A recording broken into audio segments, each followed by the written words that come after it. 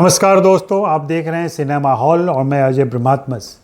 पिछले दिनों एक OTT प्लेटफॉर्म पर अनकही कहानियाँ एंथोलॉजी आई और उसके बाद से लगातार चर्चा चल रही है कि क्या एंथोलॉजी सही न्याय कर पा रही है या एंथोलॉजी के जरिए दर्शकों का उचित मनोरंजन हो रहा है।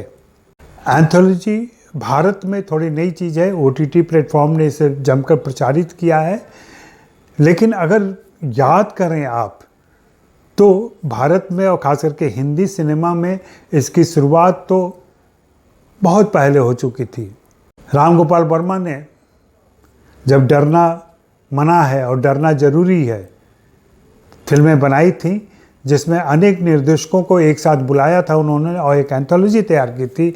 उस एंथोलॉजी के जरिए उन्होंने मनोरंजन पेश किया था और तब लगा था कि सिनेमा का ये एक नया तरीका, एक नया जॉनर विकसित होगा, मजबूत होगा। लेकिन हमने देखा कि कुछ और एक फिल्में आने के बाद 10 कहानियाँ आई। संजय गुप्ता की ओनीर ने बनाई IM नाम से कुछ एक फिल्में एक साथ संकलित करके रखी उन्होंने, लेकिन फिर कुछ नहीं हुआ। बॉम्बे टॉकीज़ आई। बॉम्बे टॉकीज़ की काफ़ी चर्चा हुई क्योंकि वहाँ बड़े नाम जुड़े हुए थे। अनुराग कश्यप थे, करण जौहर थे, जोया अख्तर थी। उस हिसाब से उसकी चर्चा हुई, लेकिन बाद में वह भी मामला ठंडा पड़ गया। फिर OTT प्लेटफॉर्म जब आया है तो OTT प्लेटफॉर्म पर लव स्टोरीज़, घोस्ट स्टोरीज़ जैसी कहानियाँ आईं और दर्शकों ने उनको पसंद भी किया। लेकिन धीरे धीरे ये लग रहा है कि OTT प्लेटफॉर्म एंथोलॉजी को किसी पैकेज की तरह इस्तेमाल कर रही है। कुछ एक शॉर्ट फिल्म्स को जमा करती है और फिर उसे एक पैकेज के तहत एंथोलॉजी के नाम से पेश कर देती है।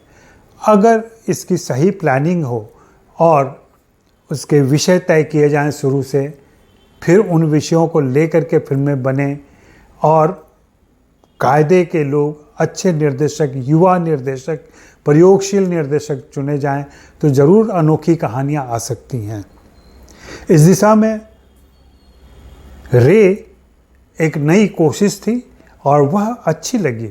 हालांकि कुछ लोगों को आपत्ति थी कि रे के साथ न्याय नहीं हो पाया, और यह हमेशा होता है जब भी युवा निर्देशक कुछ बनाते हैं पुराने साहित्य को लेकर, पुराने फिल्म मेकर को लेकर या किसी और पुराने विषय को केंद्रित करते हुए, तो कहा जाता है नहीं, ये न्याय नहीं कर सके, उसके साथ चलता है।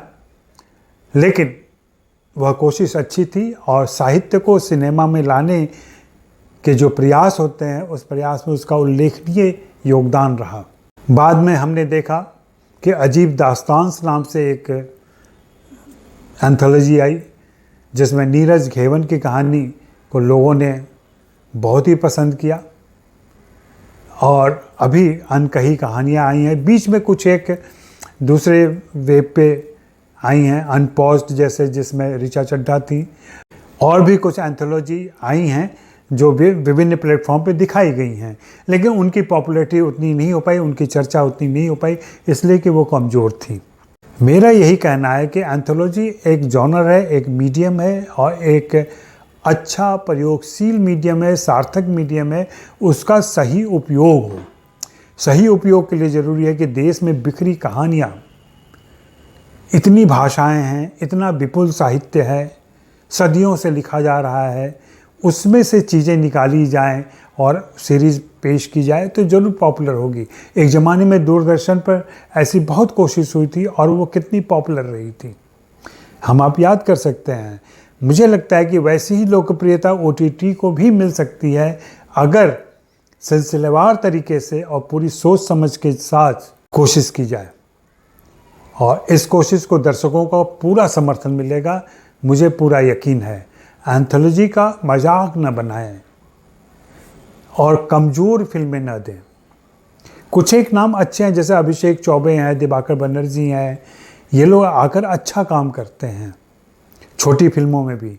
दरअसल जो अच्छा मेकर होता है वह हर तरह का काम बहुत अच्छी तरीके से करता है, लेकिन कुछ लोग बहती गंगा में हाथ धोने के चक्कर में रहते हैं, उसमें बहुत दिक्कत होती है।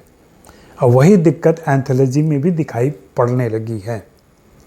तो समय है कि चेत जाएं और थोड़ी ज़्यादा तैयारी के साथ एंथोलॉजी लेकर के आएँ और फिर दर्शकों का मनोरंजन करें। शुक्रिया, मेहरबानी, धन्यवाद।